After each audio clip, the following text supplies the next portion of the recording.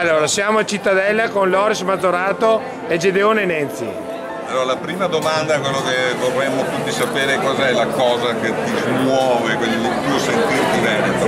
Cos'è che... La prima cosa è stato l'assalto al campanile di Beppin Sagato e un uomo che ha avuto il coraggio di dimostrare un proprio pensiero l'ha pagato con il carcere. Da lì ho capito che noi veneti siamo in uno stato di dittatura, ecco perché all'epoca ho deciso di fare qualche cosa per il Veneto.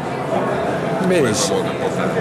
E com'è il Veneto, in sintesi, in una battuta, il Veneto che vorresti, la cosa principale, quella che sei? Libero e indipendente, dove la sovranità appartiene al popolo. Oggi siamo schiavi di Roma, siamo schiavi di un sistema economico che ci sta portando al collasso.